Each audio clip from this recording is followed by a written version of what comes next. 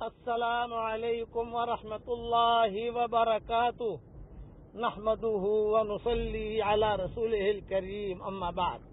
آج کا سبق سن لیجئے۔ آج کے سبق کی سرخی ہے حضور صلی اللہ علیہ وسلم کی سیرت، پارٹ نمبر 160۔ اب مکہ والوں نے دار الندوہ میں ایک میٹنگ بلائی اور میٹنگ بلا کر یہ کہا کہ اب تو فیصلہ کرو کہ کسی طریقے سے بھی محمد صلی اللہ علیہ وسلم، ابو بکر، یہ لوگ مدینہ منورہ نہ جاویں۔ ان سارے کے سارے مکہ والے جمع ہو گئے۔ جب مکہ والے جمع ہو گئے تو ایک آدمی آیا، عمامہ پہنا ہوا، سرما، اس کے ہاتھ میں لاٹھی، دار الندوہ میں آیا۔ سارے مکہ کے چودھری جمع تھے، وہ آیا تو لوگوں نے کہا کہ بھی تم اجنبی آدمی ہو، تم کیسے آئے یہاں؟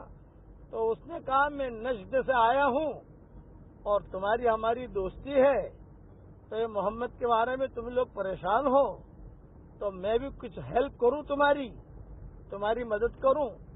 تو انہوں نے کہا بھی مدد تو کر، لیکن تو ہے کون ہے تو بتا۔ وہ بولے بعد میں بتاؤں گا، میں بہت بڑا پیر ہوں، بہت بڑا چودھری ہوں، اور تمہارے اس کام میں جو محمد کی وجہ سے تکلیف ہے، میں تمہاری بہت ہیلپ کروں گا۔ اب رائے لینے کے لیے بیٹھے ابو جہل، اخنس بن شریق، اسی طریقے سے جتنے تھے، ایک نے کہا کہ ایک کام کرو، محمد کا بائیکاٹ کر دو۔ تو یہ نجدی جو تھا پیر صاحب، یہ اصل شیطان تھا اور شیطانوں کا پیر تھا یہ۔ اس نے کہا نہیں، بائیکاٹ مت کرو، بائیکاٹ کرو گے تو بھی اس کے جو مشرکین ہیں رشتہ دار، یہ سارے کے سارے اس کی موافقت پر آ جائیں گے۔ ایک نے کہا کہ ان کو کسی طریقے سے مارو کہ یہ سدھر جائیں، محمد صلی اللہ علیہ وسلم کو مارو، بہت پکڑ کے اب تو کم ہی رہ گئے، مسلمان تو سب چلے گئے، ہم کو عمر کا ڈر تھا، عمر چلا گیا، ہم کو عثمان کا ڈر تھا، عثمان اس لیے کہا تو عمر پہلے ہی ہجرت کر چکے تھے، بڑے بڑے لوگ ہجرت کر چکے تھے، آخر میں یہ رہ گئے تھے۔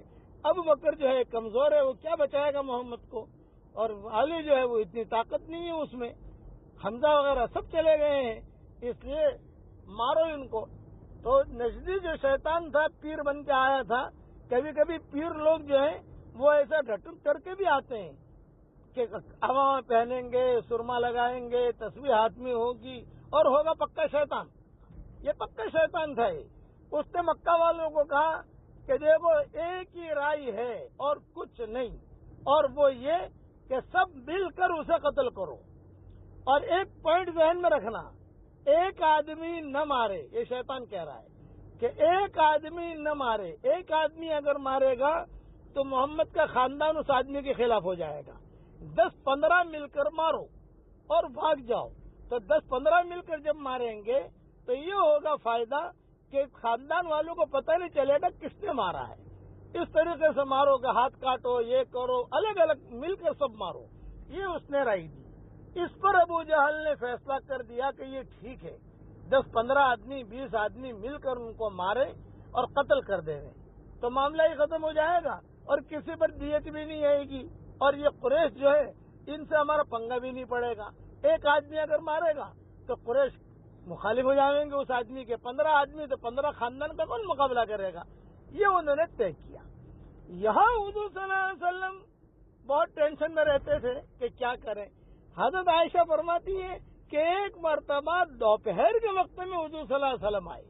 عام طور سے آپ کی عادت دوپہر کے وقت میں آنے کی نہیں تھی، رات کو تشریف لاتے تھے، لیکن دوپہر میں آئے۔ ابو بکر کہاں ہے، ابو بکر کہاں ہے؟ ہم بچیاں تھیں، ہم نے کہا کہ ابو حضور صلی اللہ علیہ وسلم آئے، حضور صلی اللہ علیہ وسلم آئے، بھئی یہ وقت تو آنے کا ہے نہیں۔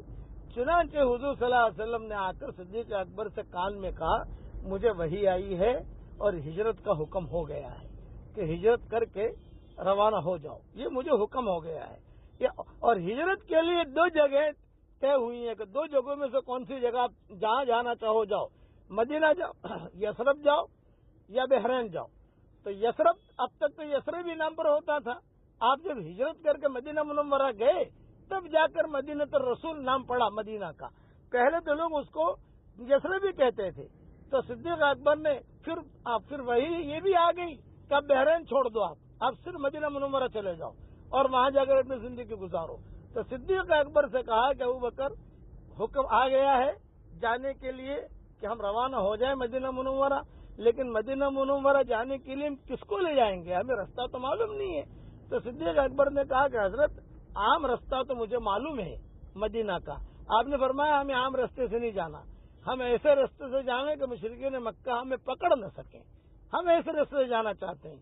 تو صدیق اکبر نے کہا کہ وہ رستہ تو مجھے معلوم نہیں. اب یہ باتیں ہو رہی ہیں، ماں حضرت عائشہ، حضرت اسما، یہ ام رومان، یہ صدیق اکبر کی بیوی تھی، یہ سب سنتے تھے. تو آپ نے فرمایا کہ کوئی رہبر دیکھو مکہ مکرمہ میں جو ہمیں اندر کے راستے سے مدینہ منورہ پہنچا دے. تو صدیق اکبر نے جو ہے ڈھونڈنا شروع کیا.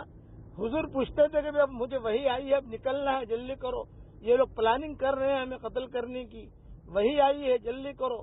صدیق اکبر نے کہا کہ حضرت کوئی مل نہیں رہا ہے ہمیں مدینہ منورہ پہنچانے کے لیے، لیکن ایک لڑکا ملا ہے. بقیہ تفصیل کل پوری کروں گا.